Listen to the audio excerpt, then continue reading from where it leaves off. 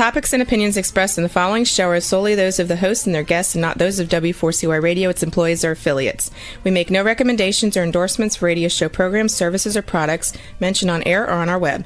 No liability, explicit or implied, shall be extended to W4CY Radio, its employees, or affiliates. Any questions or comments should be directed to those show hosts. Thank you for choosing W4CY Radio.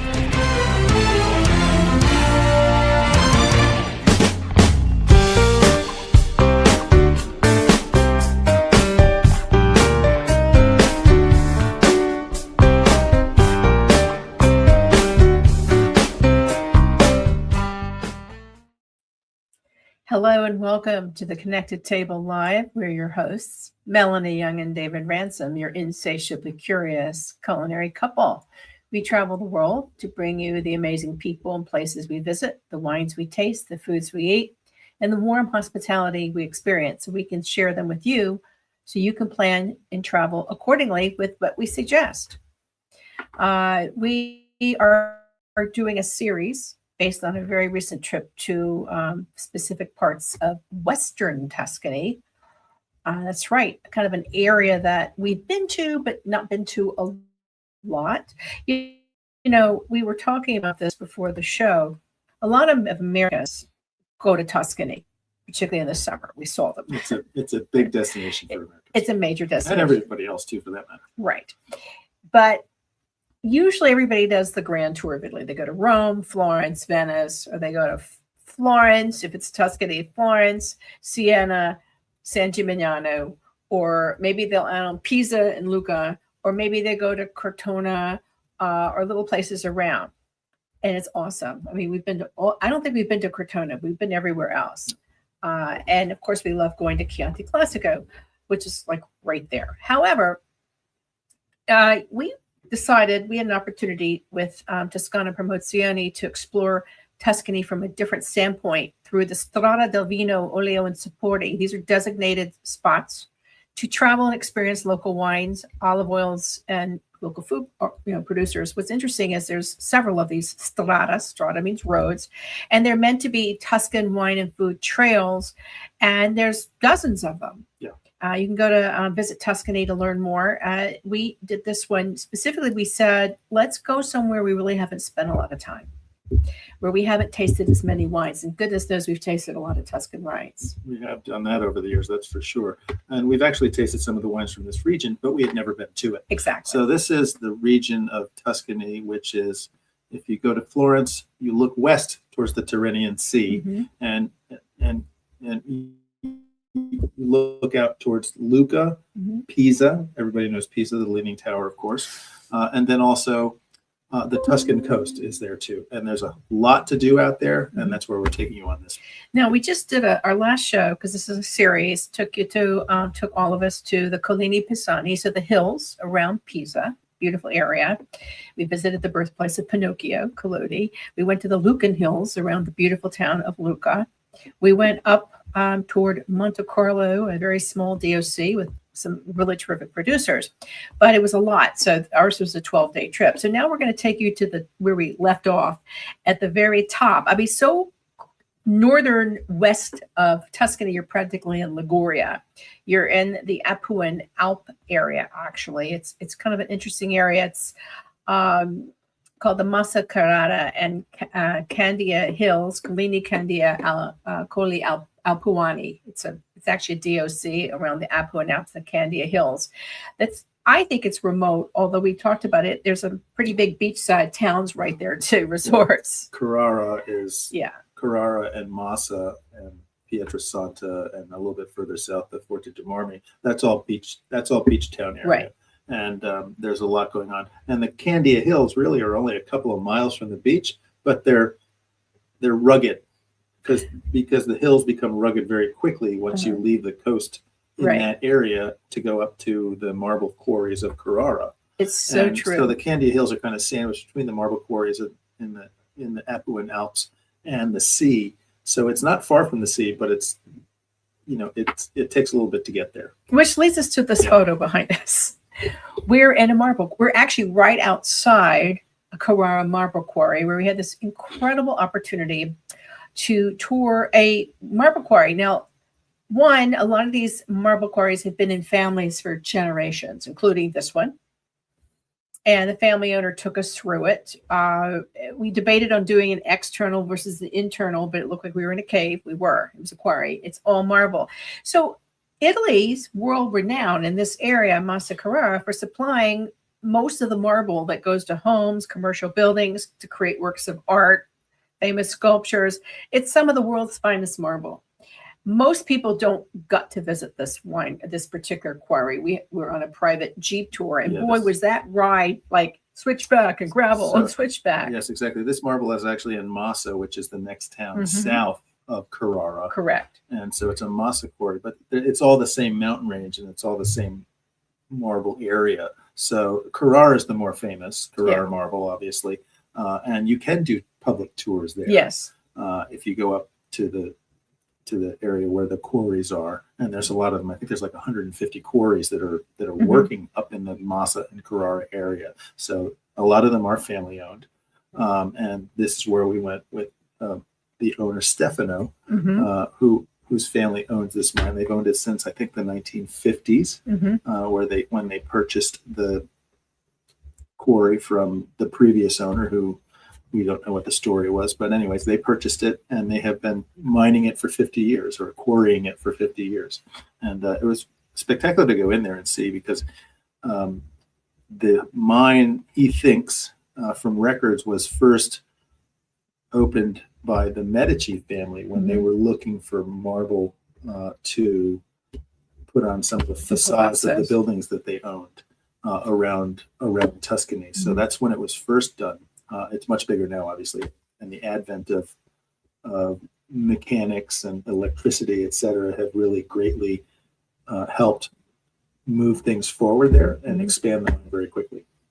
We were there. They were working. We had to put on protective gear galore and boots because it was wet. And we went literally into the quarry, and it's like going into caves. Yeah, except they're all white with veins of color.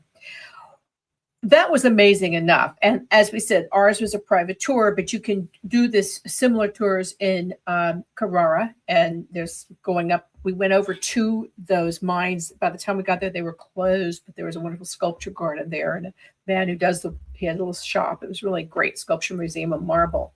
But what really was kind of our pinch us moment was that Pier Paolo Lorieri, who was a vintner, who we went to go see his property afterward, he cellars some of his natural wines in the quarry.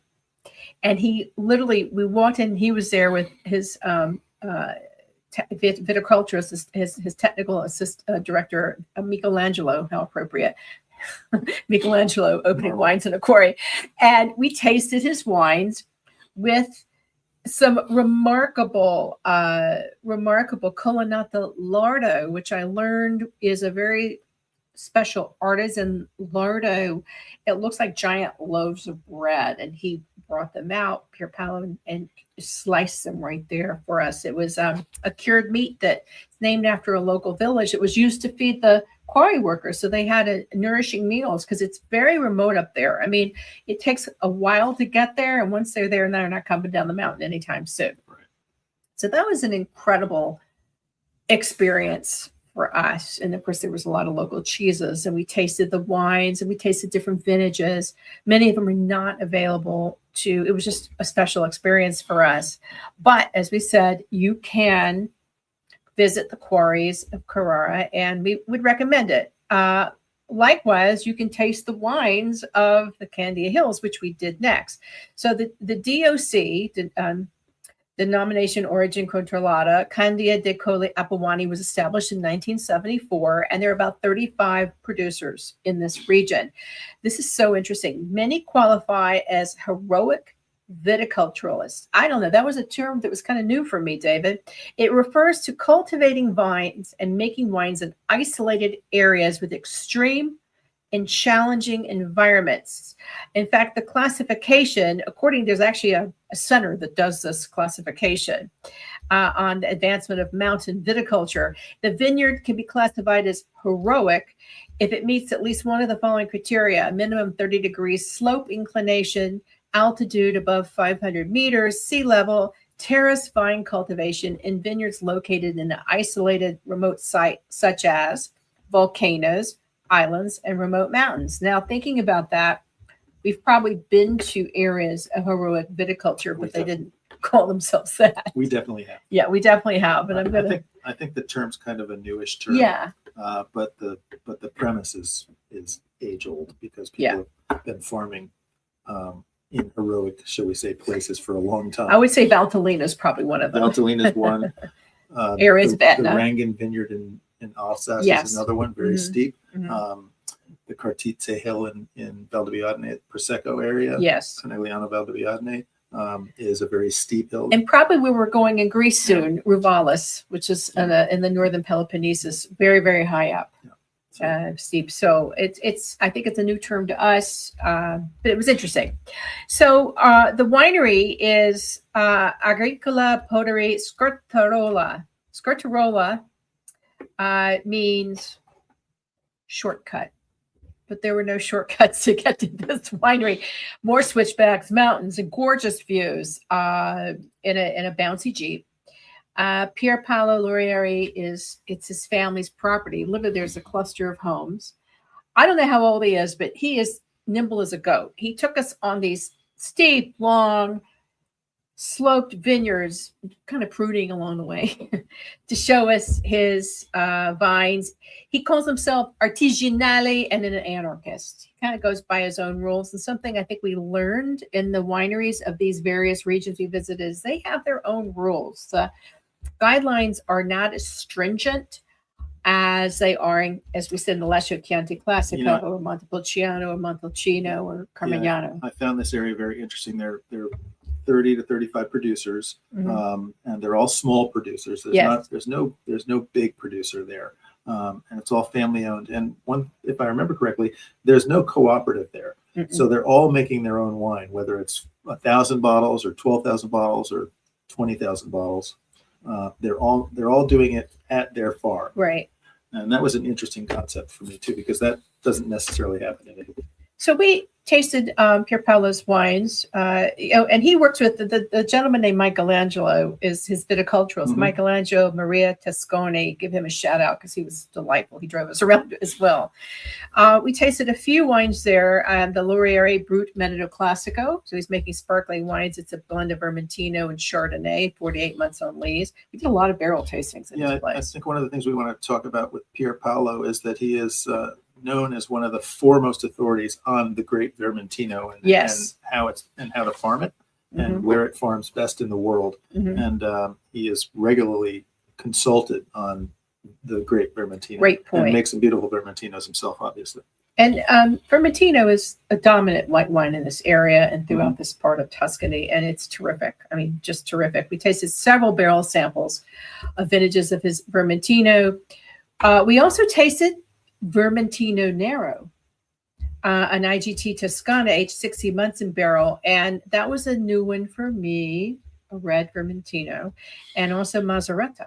Mazzaretta, which is known as Barcellina in Liguria, but it's a very, very indigenous grape to this area. And just lovely. I actually like that one a lot. It had a lot of herbs and floral notes to it. We also had the chance to meet a few, we went to Pier Paolo's estate. It was a cool family compound and walked up and down the hills. And he does a lot of experimenting with varieties also, over 50. He's very proud of that. Like I said, he likes to experiment. Likewise, we dined with some other local producers in a very local restaurant, like no sign. Well, there was a sign. It was called La Chica de Candia. And literally, Mama Michela was in the kitchen. Her son Matteo was feeding us. Everything was delicious. I particularly like the little daisy pasta. You would never find this place. It's like if you know place. I think they live upstairs in the restaurant, in the kitchen or in the basement. Yeah. And then there's a terrace that looks out over the Candia Hills and actually looks over to Pier Paolo's winery. Exactly. It's right across the valley from there. Yeah, a lot of views. Really we met some wonderful producers: Calevro, Labura, Lodolina, and of course Lorieri, which is Scortarola. And if you look off in the distance, there's the Apuan Alps and the marble quarries of Carrara off in the distance. So it's all pretty compact and close to itself. It's just pretty rugged to get through it. It is. We felt really lucky to get there. If you're planning a visit, We would recommend staying close to the sea, where we stayed at the Hotel Excelsior, which is very elegante, a spectacular terrace. That town has a lot going on. It's a very beautiful seaside town. We ate at a Michelin restaurant called La Peniche. Has lots of eateries. So Excelsior is where you want to stay. Pretty town, nice beach. Yeah, very nice beach, and then do a tour. Yeah, Hire a and tour. obviously very busy in the summertime. Yeah, very busy. We were lucky it wasn't busy, Right. and we had the whole restaurant to Yeah, ourselves. the Hotel Excelsior, which is where we stayed for the 2 nights that we were in the area, was a beautiful hotel Mhm. owned by a local family, Yes, and it's really a top-notch hotel. Very well appointed, wonderful food. We met the chef who had actually also trained in London, very nice guy. and was also a trained sushi chef, by the way. So they actually have a sushi program there as well. Apparently, it's very popular. So- Yeah, quite popular. Yeah, It was really a nice place to spend a little bit of time. We sat up on the terrace overlooking spectacular. with the chef and Pier Paolo, and drank some We sparkling drank wine. his sparkling wine, the Yeah. Laurier sparkling wine. It was really special. So stay in the town. I think the town is called Massa. And It is Massa. yeah, Massa and the Hotel Excelsior, gorgeous hotel. Yeah. So that was the northernmost area we went. I felt it was more remote, even though technically it's not, because as you said, Pietrosanto's nearby, Montecatini's not far, Porto de Marmi, where I've been in the past. All these are like very shishi Yeah. resorts. And then further south is Livorno, and Pisa is there as well. Right. So it's all kind of in the same area. Yeah. It just takes a little bit of time to get from one And place to another. Livorno, we didn't do on this stop, but we had done last year, and that's a great stop. We'd actually like to go back. It's like a little Venice on the sea. Our next stop, though, we headed further south. It was about almost a 90-minute drive south. And boy, when you got out of the car, you could feel the difference in temperature. We were in Bolgheri, DOC Bolgheri, the birthplace of the super Tuscan wine. And this is really on the coast. You start feeling that sea air. We were on the coast up there too, up in Massa. So you're still feeling the sea air, but it seems warmer and beachier feeling. This is an area best known for some of the most famous super Tuscan wines in the world. You've got Tenuta Sanguido, who makes Sassicaia, Ornellaia, and Grattamacco. These are wineries, the producers that broke the rules. They wanted to create wines their way using international varieties as well as indigenous. And some of these wines command thousands of dollars a bottle. Yeah. However, we didn't go visit any of those. We visited some producers that are more approachable and make phenomenally good wines. Interestingly, the first producer we met is the son of the founder of Grattamacco, right? Right. So that was kind of cool. It's Agricola Giorgio Maletti Cavallari. He grew up in Bolgheri because his dad was Grattamacco, and he studied viticulture, Giorgio, and he worked in Fontecorda, Chianti, like they all do. All the young vintners go abroad, get experience, come back. And then Giorgio started his winery at the age of 24. So he's a young winemaker in 2002. Yeah, and his father, Mr. Maletti, has also sold Grattamacco Correct. at this point. It's now owned by Claudio Tipa, who Mhm. also owns Colonnassari in the Montecucco region Correct. of Tuscany, which is much further east and south. But Grattamacco, of course, is one of the great super Tuscan producers. Giorgio in the took us region. by there to Yeah. see it. Actually, we stopped We in. had a and little sparkling stopped in and Vermentino. stopped in and had a glass of wine while we were there. Yeah, because that's what you do. Yeah. But I thought Giorgio's wines are beautiful. This is a pretty winery. There's beautiful Yeah, it's flowers. I think there's a place you can stay. Yeah, he has an agritourism, Villa Bolgheri. It's a renovated farmhouse with 5 apartments, just about 4 kilometers from the sea. This is very seaside. We actually went to a seaside restaurant for lunch and more Yes, wine because it's Sola maybe Luna. Maybe it's 2 kilometers, maybe to the sea. It's not very far. No, not at all. Very close. And then, obviously, again, resort towns dot Mhm. this section of the coast of Mhm. Tuscany, and where we had lunch is one of those towns. The town itself is Castianetto Carducci, and small tasting room, interesting art in his tasting room.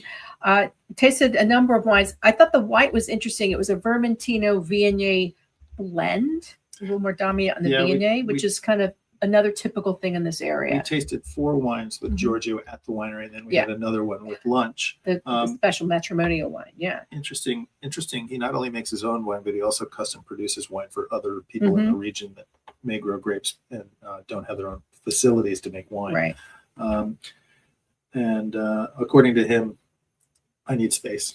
He doesn't want to stop producing the wine that he makes, but he says that he needs to build a new building at this point. His wines are well respected. Wines. I thought his Rosado was beautiful. It's a kind of a medium peak Syrah Merlot blend. Yeah. The more dominant Syrah with cantaloupe, peach, and apricot. His reds were beautiful. I particularly liked, he did a Bolgheri is the label. It's an old term for Bolgheri. Yeah. It was a blend of Merlot, Cabernet Sauvignon, Cabernet Franc, a lot of cherry, blackberry, and walnuts. And then another interesting was Imprente, which is imprint.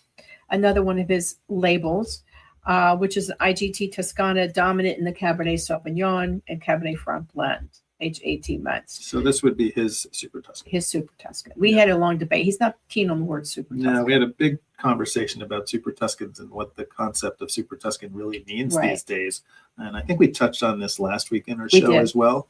So we won't get into it here, but there's obviously a lot of debate as to what qualifies as a Super Tuscan these days because it is a bit of a muddy field. And it doesn't have to be a very expensive wine. It's a concept of a stylistically concept. So we had this wonderful lunch at Sola Luna. It's all seafood. In fact, the fisherman was eating there. He was like the VIP. And we had a beautiful wine that he released in honor of his wedding anniversary with his wife. It's a more aged 12 months Vermentino Viognier blend and aged in Tonneau. It was beautiful. Just beautiful. And what was interesting, David, is this little town, Castianetto Carducci, was completely empty. You could have cannon down the street. Now, come June and July, like now through summer, completely different. That said, in the summer times, it's almost like the Hamptons because the 2 or 3 bedroom beach cottages sell for over $1 million. Yeah. Or €1 million. Yeah, those little cottages. Yeah. I think we've been to this town before when we were there for Casa Day. Yeah, we were there in 2019 when we visited for the opening of Stefano Casadei's new winery that he opened with California winemaker. Yes, Fred Klein. Yeah. So, and what's really fun, if you go to this area, take the boat ride to Elba. Most beautiful boat ride, blue waters ever. But we're going to keep traveling because we have places to go. Heading further south, we went to the DOC Monterigio di Massa Marittima, which is actually in the larger area of the province of Grosseto, which is very large, which is also Greater Maremma. So within Grosseto and Greater DOC Maremma, there's these smaller DOCs. Yeah. So that's important to note. This is a very smaller, established in 1994 DOC. One of the things that seemed really interesting as you drove, you could see the iron oxide in the soil, terra rossa they call it. It starts getting redder and redder as you go in. It's interesting. This is all coastal Tuscany, but the soils on the coast vary a lot. It's very sandy further north, and there's a lot of red in the clay-like soils as you get further south. And we saw that quite well when we toured the vineyards of Podere Chili, a family-owned winery with a great background. So the Chili family were originally winemakers in Alcama, Sicily, outside Palermo, and they moved to Tuscany, this area of Tuscany, because they had to escape poverty after World War II, and they resettled. It's a 9-hectare farm. The 3rd generation is running it. The family welcomed us. And all 3 generations are running it. They were all there. Now. So the grandfather who started it is still there. Yeah. And then the 2nd generation, and then now the 3rd generation is starting to pitch in as well. And it's really nice to see. It's totally family run. They're totally in sync with each other. Beautiful wines. And they love what they do, and they make some beautiful wines. I think this was one of my favorite visits in this section of the trip because it was so nice to meet a family and speak with the family and see their passion for what they're doing. They're pretty small. They don't make a lot of wine. I think 70,000 bottles a year. That's it. But they also 30,000. Yeah. But they also have a pasta factory or pasta. I think they're called a pastificio. Pastificio, correct. Artisan pie. And we saw people coming up to buy it because they actually grow wheat next to the grapes. In the next field over from the grapes. So it was interesting. They're making their own pastas. They took us up to the vineyard where they hope to develop a beautiful there's this gorgeous tree. They hope to have a little tasting area under it. It's very wild, and in the distance you see this famous Castello Pia de Toleme. It's a distinct castle, and this area is called it's basically the metal hills. It's because of the vast iron oxide in them, and it's an archaeological site. Mm-hmm. So we could see the line of demarcation between the different soil types. You could see the brown clay and argilla, one vineyard, and then you saw the distinct iron oxide in the other. Very interesting. And just so we're clear, we've left the coast at this point. Yes, so we're a little more inland. A bit further inland. Yes. To the east in the Maremma, and it's another, again, a beautiful area. I just love this area. It's probably one less visited because it's not on the coast, but it's very interesting. And like we said, there's a big archaeological site right there, so there's not a lot of places to stay. It's protected land. Like most wineries in the area, in the region, they do Vermentino, of course, and they make a beautiful Vermentino. They also did a very nice Rosato, Pinot Nero, or as we like to say, Rosé. This was actually made from Pinot That was Noir. Interesting. Yeah. Aged in There's steel. a couple of wineries in that area that make Pinot Noir. We visited one about 10 years ago that also did Sauvignon Blanc and Pinot Noir. Yeah. And made beautiful wines. And you don't see that as much there. No. The Poggio Crocco Monterigio was a blend of Sangiovese and Merlot. Again, in this entire region, you're going to find interesting blends of local and international wines. I love this one because there's a lot of wild strawberry and raspberry in it. But I think the wine that we didn't try, the Crocchetto Trebbiano Toscana, but the wine we did try, the one I wish we bought, was the Affe Reserva 2006 Vinsanto. It was probably one of the best Vinsantos we've had Ever. It was. Why amazing. didn't we buy it? And it was a Monterigio di Massa Marittima Oh my God. DOC Yes. Vinsanto, again made from Trebbiano mostly. I don't know if it was a blend or not. Malvasia Trebbiano Toscana. Yeah, Malvasia Trebbiano. 48 months. And it spent 48 months in the Caratelli, which are the small chestnut barrels. that Vinsanto is aged in. I love this wine. You get the chestnut honey, dried apricots, candied almonds. Only 1,000 bottles made. Why didn't we buy it? So 4 years in barrel. But this was a 2006. Oh, so beautiful. It was a 20-year-old wine, or just under 20 years. Because it's not quite September. Fabulous. Yeah. Just a beautiful wine. The winemaker we were traveling with, Leonardo from Brazil, he bought the wine. Always buy the wine that the winemaker buys. If the winemaker and the master sommelier is buying the wine, buy it too. So true. Well, I'm going to tell you right now, we're going to go back because I love this winery. The family was so nice. They had a great winemaker who was from Russia that works with them, a woman. It was just a great experience. Really great experience, and small, and they don't have anywhere to stay. It's just on the highway, or what they call the highway. It's not really a highway; it's a road. But we'll post all of this on the Connected Table blog, so you can plan and obviously reach out to us if you want more. Our next stop was completely the other end of the spectrum. So we went from this little family roadside, like farm stand, right, to one of the great designs in winery architecture by one of the most famous Italian architects of this era. Oh, famous architects.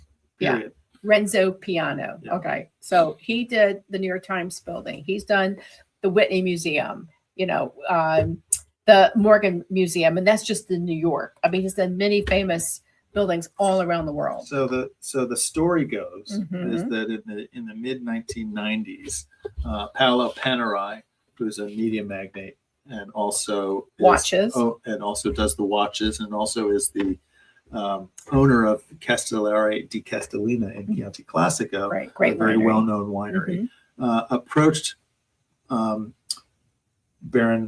Eric de Rothschild, who I've actually had dinner with in Nashville a long time ago. Nice guy, and of Domaine Lafitte, and said, I've got a piece of land that I'm looking at in the Maremma. I'd like you to come and take a look at it. I'd like to see if you might want to come in to work with me on this, and we could build the project together. And he brought Eric in, and Eric said, yes, but I don't want it to be a small project. Go big or go home. Go big. So they actually bought 500 hectares there, which is about 1,250 acres. Yeah. And it's a huge piece of property. And then because Paolo knew Renzo Piano, he said, Renzo, I'd like for you to build the winery for me and design the winery. And Renzo said to him, I don't do wineries. I have never done a winery. I don't know what to do. But he came and looked at the space, and his mind started to work. And he ended up designing just a beautiful masterpiece of a winery. It's just gorgeous to look at. You know, when you drive up to it, it reminds me of like a very modern weather center, because there's like this tall tower and it's low on the ground, and then you see this tall vane, like a weather vane, but it's not.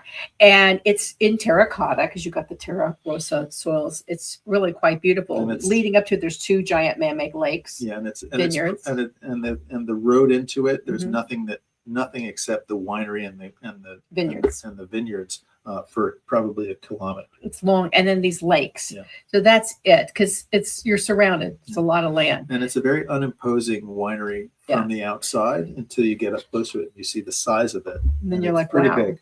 And it's just got some beautiful architectural points to it that really make it stand out. Simple design, you know, because you go to a lot of places and there's a lot of ornateness, very modern and really in harmony with nature. The entire welcome area, the welcome center, where you can also go buy wine. We saw customers coming in to buy wine. It's just surrounded by glass. All you see is land. Yeah. It's beautiful. And then you see this incredible work of art in David LaChapelle's Rapture of the Grapes, which is like a centerpiece right there. And that's Dave LaChapelle, the comedian, by the way. Isn't that interesting? Yeah. I didn't realize that. Wow. Yeah. I knew it was an artist. It was a beautiful work of art. And it was created for Rocca di Frasenella's 10th anniversary vintage. Who knew? I missed that part. But so Rocca di Frasenella means a fortress of the rock, fortress of the Frasenella. And it was a big fortress area. What's interesting is you go in and there's this vast 360-degree, huge welcome area. There were bicycles there. There had just been a big bicycle thing. Yeah, the upstairs is basically four glass walls. Yeah, leading out to the rooftop of the winery itself, which is down below. So and a terrace. The winery is built as all gravity feed, minimal intervention, that kind of thing. They did a very nice job designing it that way. And then you go downstairs into the actual winery itself, and Melanie, it's got to be one of the most beautiful barrel rooms I've ever seen. It's an amphitheater. Most impressive barrel rooms ever. It's an amphitheater / cathedral of wine. Yeah, it's a 4-walled square amphitheater of barrels. It's just incredible. There's not a support pillar in the place, so Renzo Piano did his homework on that. Yeah, 2,000 barrels. It's up to 2,000 barrels. So what's neat about this, it really is like you want to go down there and start hearing opera or angels, depending on your mood. And this was not our first visit. So our very first visit, we were there on a Maremma tour with the consortio, and we actually had lunch in that amazing barrel room. We did this time. We had a wonderful dinner where we did the tasting, but it is quite spectacular and totally different from above. What's interesting is when the excavation started to build the winery, they found many ancient Etruscan artifacts that they exhumed, and there is a museum right next to the barrel. Well, they actually found a mostly intact Etruscan necropolis, which is tomb. Yes. Which was on the property as well. So of course, the historians came in and immediately closed everything down. So that they could excavate the necropolis, and they turned what they found into a museum, which is in the winery. Right. And it's next to the barrel room. It has some beautiful pieces in there. It's quite remarkable that they were able to exhume and resume, because you can't do that with a lot of ancient sites. And as we noted with the last winery, this whole area is basically part of most of this area is a giant archaeological site from ancient Etruscans. When you think about it, that's why they often refer to this area as the ancient Etruscan Trail. Yes. Just FYI. Actually there's a couple of the most important Etruscan villages or cities, as they may have called them back then, but they wouldn't be big enough to call that now. Were in this region. Yeah. So if you're into ancient history, Roman history, this is a great place to be. You'll feel it. And I'm sure there are special tours just for that. Yeah. But we were here for the wine and the food. So let's talk about the wines are they're available in the United States. So let's talk about what they grow first Yes. of all, because it's a vast winery, 500 Very. hectares, Mm-hmm. and I think 90 or 100 of it is dedicated to vineyard space. The other part is wild, so they grow obviously a little bit of that Vermentino. Mm-hmm. Because we're in that region, but they mostly international varieties, and I think that's the Baron de Rothschild influence, and the fact that because they were not in Chianti Classico, Paolo wanted to make international varieties at this winery. So you've got Syrah, Merlot. So they do Cabernet Sauvignon. Syrah, Merlot, Cabernet. But you also have a Sangiovese, which is a specific Sangiovese clone they brought over from Castellari di Castellina. Right. So you also have that. Lots of clay, limestone, sea fossils, and iron oxide, similar to where you could just trod in Bolgheri and very mineral rich.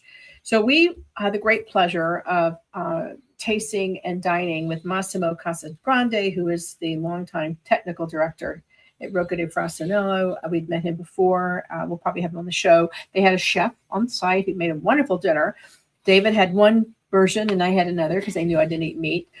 The wines are definitely wines you want to have with meat, but I must say they paired beautifully with my pasta and my tagliatelle truffles. And these wines are big, opulent wines. They're collector wines. Mm-hmm. They are made for a type of palate that just loves a rich, voluptuous style of wine. Definitely. And that's what these wines deliver. And what were some highlights? I liked. Well, we had the Bianco, the Toscana, which was a Batonnage Vermentino, 9 months on lees, quite nice. Everybody has their house Vermentino. That was theirs. Yeah. Arnello, which is I think if you call entry, was a blend of Sangiovese, Syrah, and Cabernet Sauvignon and Merlot. These are all blends. Yeah. And originally the Ornello, which is a big seller for them, was originally actually created for the U.S. market. Exactly. And it was only sold in the U.S. market, so it wasn't sold anywhere else in Europe.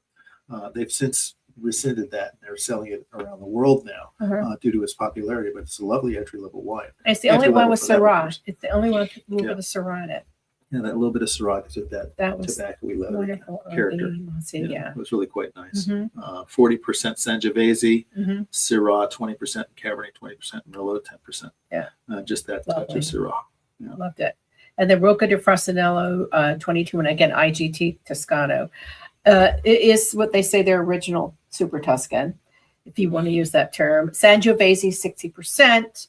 So I would think some of the original Super Tuscans were still more Sangiovese dominant as they moved into doing the mix. I don't know, but I'm presuming. Well, original Sangiovese, originally back in the 1960s, right? When Super Tuscans were first created, I think it was Tignanello, which was the first Super Tuscan back in the 1960s. That was created with 100% Sangiovese. Right. And the reason it was a Super Tuscan was because at the time, Chianti Classico, you had to include white wine in the Sangiovese blend. Exactly. White grapes. So they couldn't call it Chianti Classico at the time. Mm-hmm. So that was where the Super Tuscan was born. So there are a lot of Super Tuscans that are 100% Sangiovese, and that's the provenance of it. That's a good point. And I think over time, the blends with international varieties, you really see mainly the main indigenous being Sangiovese, and then at least where we've tasted so far, we have many more places to go. So the Rocca di Frassinello IGT Toscana, again, 60% Sangiovese, Cabernet Sauvignon 20, Merlot 20, 24 months in barrique. It was so silky. Yeah, it was a lovely wine. So that was what they call their original one. And then we get to the big daddy, the Baffanero, which is their super Tuscan. It's also the estate's first single varietal. It's 100% Merlot. Yeah, I'm a big fan of Merlot, Melanie. And this wine is there are a couple of 100% Merlots in the Tuscan coast that are super Tuscans. Massetto is one of them. So a super Tuscan could be a single variety or a blend. Very important to note. Yeah. So this is the Baffanero. We tasted the 2021 vintage. It's beautiful. Beautiful chocolate, dark chocolate, black inky. Just a lovely wine. Yeah. Baffanero actually means black mustache, and legend has it there was a boar hunter that used to hunt the property, and he had a black mustache. It was terrific. And they've come up with a whole marketing campaign around the black mustache now. Yeah, you'll go into the tasting room, and tastings are by appointment, and you'll see like Audrey Hepburn and Marilyn Monroe with the black mustache. So one of the things I found, one of the reasons they planted Merlot in that particular vineyard that they pulled this from is because they did some soil samples, and they found that the samples were rich in galestro, which is the kind of porous clay and limestone soil that you find a lot of in the south of France too. And also in Montalcino. But then also there was a lot of blue clay in the soil, and Merlot takes particularly well to blue clay. That's interesting. And so they were able to figure that out, and they planted this particular vineyard to Merlot, which is where they bring the Baffanero from. It's so interesting how different grapes flourish in different soils, and in one winery there'll be different types of soil depending on location. Yeah. And this is anywhere in the world, but it was driven home on this trip and many others. So we stayed at Rocca di Frastinello. Since our first visit, they now have opened up some rooms that you can stay in. Very simple, modern, patio overlooking the olive trees, and the surrounding hills. It's a beautiful way to wake up.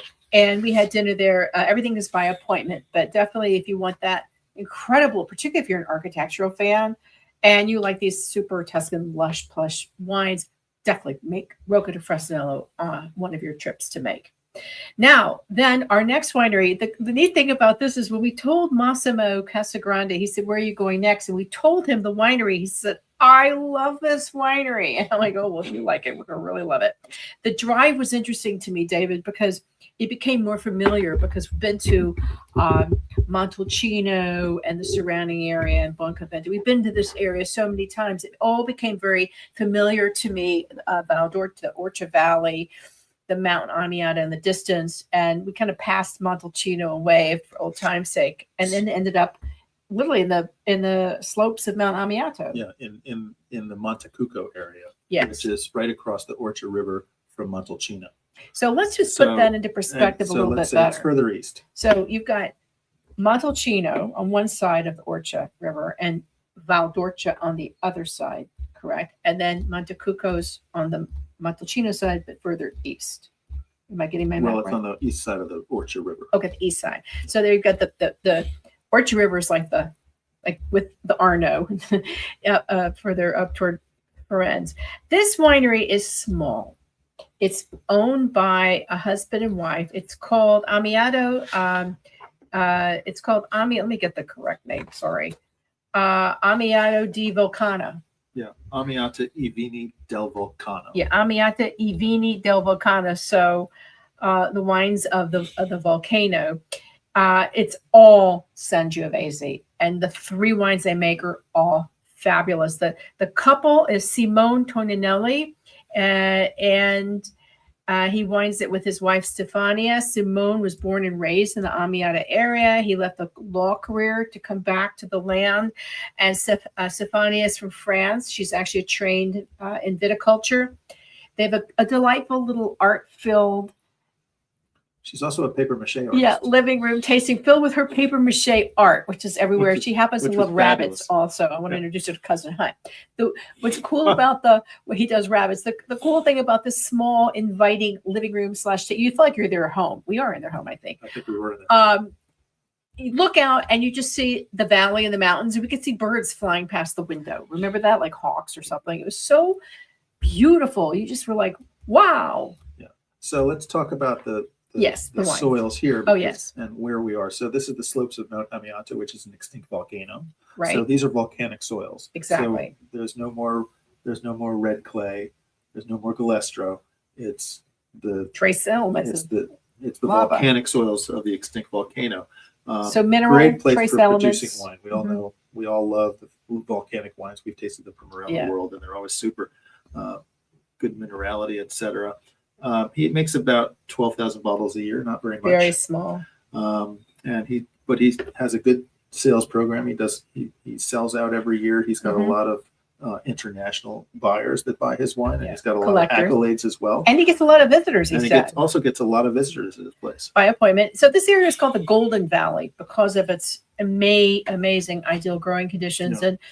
And the wines actually are named for volcanic elements that you'll find in the soil, Yeah. starting with the first one, which is lapilo.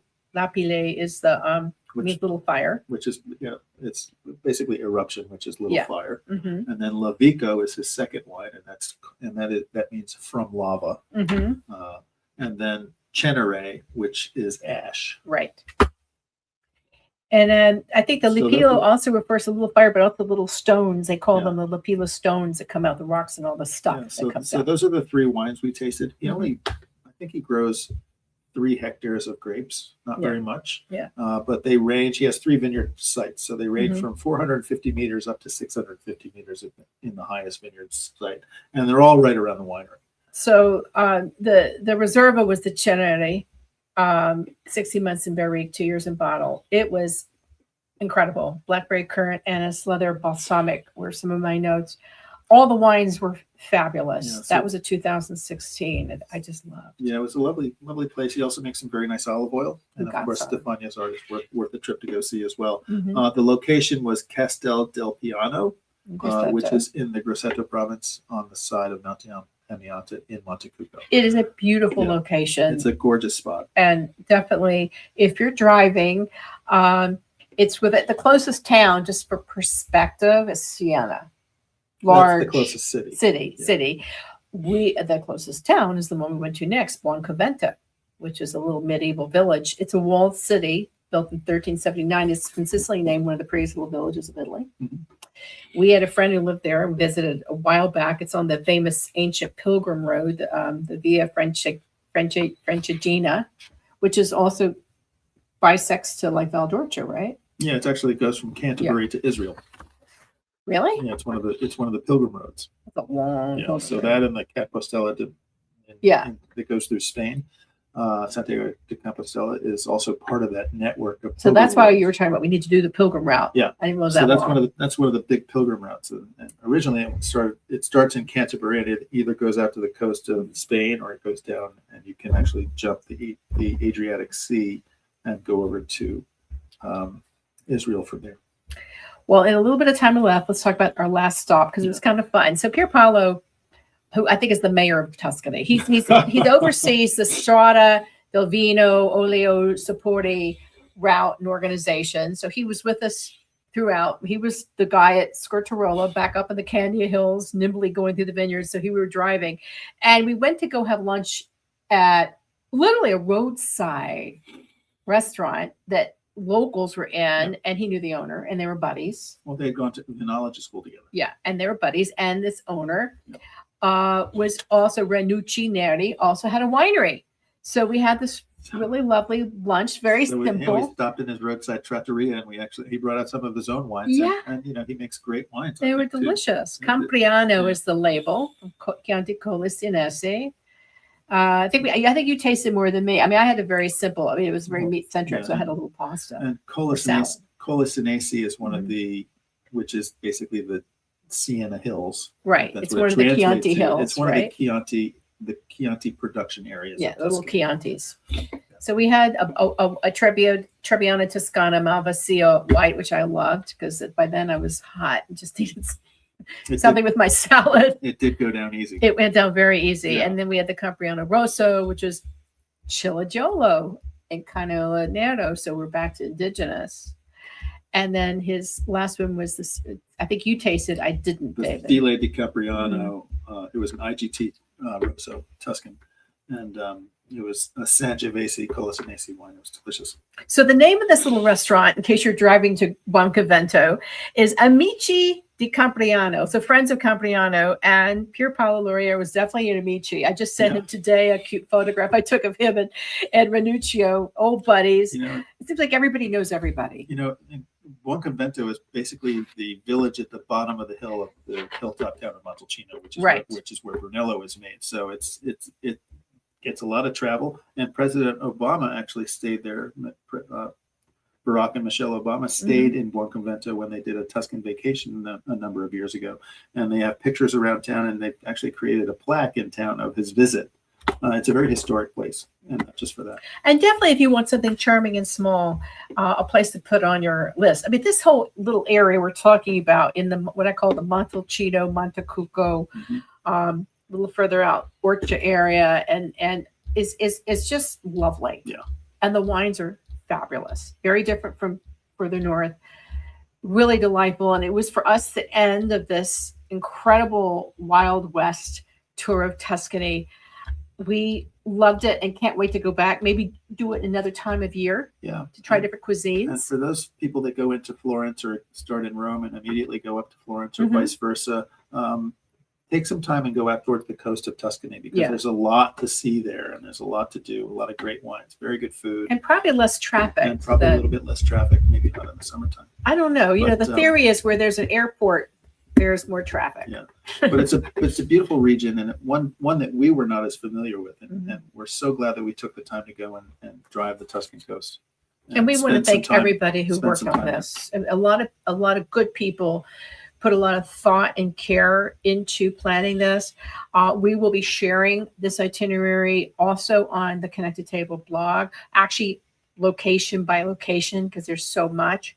And hopefully we'll be able to help all of you plan, because it's a great experience. And as always, we want you to step out of what you know and are familiar with to discover new places. And we love Tuscany. And I think what I've learned as I go back over and over again, Tuscany is very diverse. There's not one Tuscany. There's definitely one Tuscan pride, but there's many Tuscanies within Tuscany to discover. Very true. Yeah. So we That's hope all you enjoyed worthwhile. this, and grazie mille per tutti, and enjoy your wine no matter where you travel. Always learn to eat and drink with pleasure and with gratitude, and always stay insatiably curious. Thank you. Grazie.